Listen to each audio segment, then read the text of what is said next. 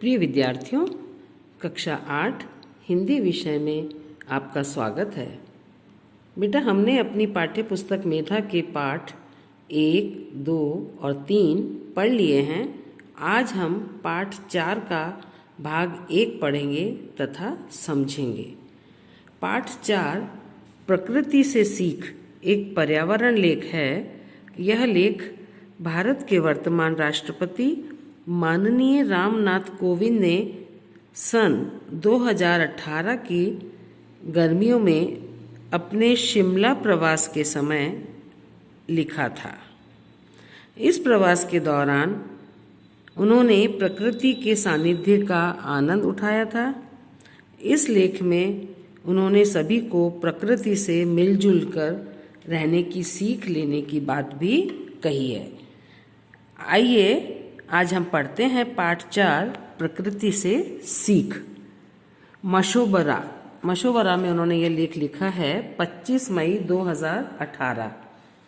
आज मैं जल्दी उठकर अपने पोते और पोती के साथ सैर के लिए 5 बजे शिमला जल संग्रहण क्षेत्र और वन्य जीव अभयारण्य की ओर निकला। मैं पिछले 5 दिनों से मशोबरा में ठहरा हुआ हूँ और यह अभयारण्य मशोबरा से बाहर निकलते ही सामने है।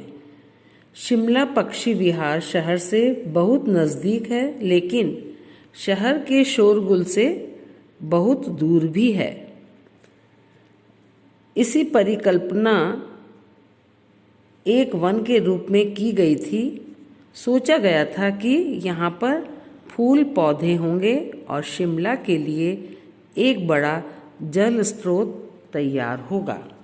देखिए, जो कोविंद जी वहाँ पर मशोबरा में थे तो उन्होंने वहाँ के प्राकृतिक सौंदर्य को देखा और वो सुबह सुबह 25 तारीख को निकले अपने पोते पोती के साथ सुबह 5 बजे।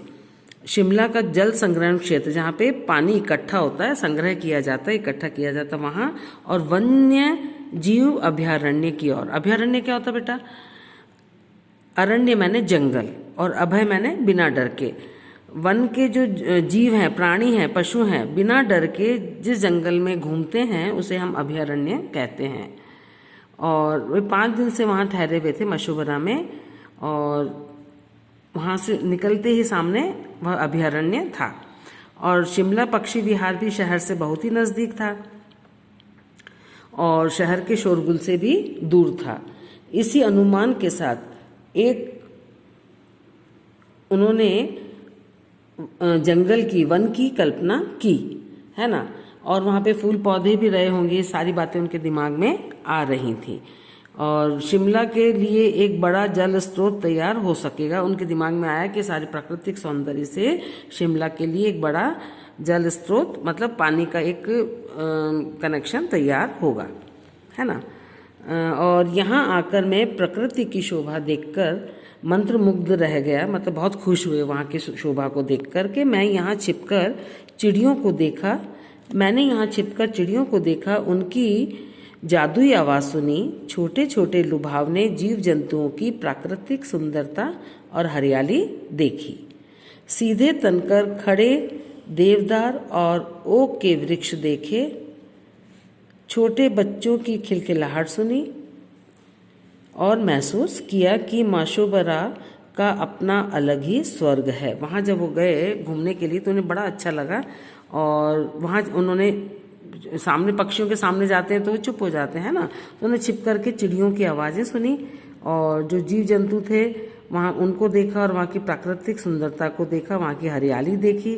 और देवदार जो वृक्ष थे, अशोक के वृक्ष भी थे, ओक वृक्ष थे, उनको देखा, बच्चों की खिलखिलाहट सुनी। ये सब देख कर के उन्होंने महसूस किया कि मशोबरा अपने आप में एक स्वर्ग है। मैंने प्रकृति को उसके भव्यतम रूप में देखा। उन्होंने प्रकृति को बहुत ही विशाल रूप में महसूस किया। मैंने यह भी अनुभव किया कि यहाँ प्रकृति किस तरह से मनुष्य की चिंता करती है। यह वन किस तरह से शिमला और इसकी जनता का पोषण करता है, कि पूरी शिमला की जनता का जो भरण पोषण है कौन करता है? वहाँ का वन, जंगल। यह वन बिल्कुल उसी तरह हमारी देखभाल करता है जैसे कोई माँ अपनी संतान का भरण पोषण करती है। माँ अपने बच्चे का बहुत ध्यान रखती है, उसी तरह से वहाँ का वो वन अभयारण्य ध्यान रखता है। प्रकृति हमें प्यार करती है और हम उसे प्यार करते हैं। प्रकृति और मनुष्य दोनों बेटा एक दूसरे के पूरक हैं, तो बात सही भी है।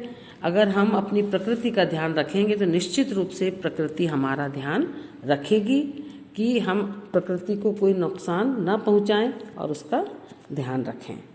अब बेटा हम इसकी पुनरावृत्ति कुछ प्रश्नों के माध्यम से करते हैं। यह पर्यावरण लेख किसने लिखा है? यह पर्यावरण लेख हमारे वर्तमान राष्ट्रपति माननीय रामनाथ कोविंद ने लिखा है।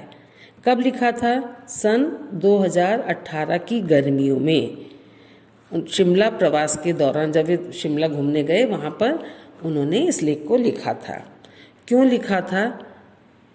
वे वहाँ प्रकृति के साथ आनंद विभोर हो गए थे और उसी आनंद की अनुभूति को उन्होंने इस लेख में दर्शाया और अपनी लेखनी से लिख डाला। इस लेख में कोविंद जी ने क्या सीख दी? इस लेख में कोविंद जी ने सभी को प्रकृति के साथ मिलजुल कर रहने की सीख दी। कोविंद जी सैर के लिए कहाँ और किसके साथ निकले थे? कोविंद जी सैर के लिए अपने पोते और पोती के साथ निकले थे और शिमला जल संग्रहण जो क्षेत्र था वहाँ और वन्य जीव अभयारण्य की ओर निकले थे। लेखक वहाँ पर मंत्रमुग्ध क्यों हो गए? लेखक वहाँ पर मंत्रमुग्ध इसलिए हो गए, वहाँ की प्रकृति की शोभा को देखकर, वहाँ की सुंदरता को देखकर वे मंत्रमुग्ध हो गए थे। प्राकृतिक सौंदर्य, देवदार वृक्ष व बच्चों के खिलखिलाहट सुनकर लेखक ने क्या महसूस किया? वहाँ की प्राकृतिक सौंदर्य, देवदार वृक्ष, ओक के वृक्ष जो बड़े बड़े वृक्ष थे और बच्चों के खिलखिलाहट को सुनकर के लेखक ने महसूस किया, एहसास किया, उनको एहसास हुआ, उनको आभास हुआ कि मशोबरा का अपना एक अलग ही स्वर्ग है। वन हमारी देखभाल कैसे करता है? वन जो है हमारी देखभाल एक माँ की तरह करता है। जैसे माँ अपने बच्चे का ध्यान रखती है, हर बात का ख्याल रखती है, उसी प्रकार जो वहाँ का वन है, अभयारण्य है, वो भी मनुष्य का ध्यान रखता है। मनुष्य और प्रकृति दोनों एक दूसरे के पूरक हैं। सही भी है ना बेटा? हम प्रकृति का ध्यान रखेंगे तो प्रकृति भी हमारा ध्यान रखेगी, ये बात निश्चित है। और हमारा ये पाठ भाग 1 यहीं समाप्त होता है। बाकी का अपन कल पढ़ेंगे। कल आप उसको ध्यान से पढ़ लें ताकि अच्छे से समझ में आएगा। और आपका गृह कार्य ये है, हमने जो भाग 1 पढ़ा है इसमें से आप 5 या 7 प्रश्न बना के उनके उत्तर रफ कॉपी में लिखेंगे और याद करेंगे। आज की कक्षा हमारी यहीं समाप्त होती है। धन्यवाद।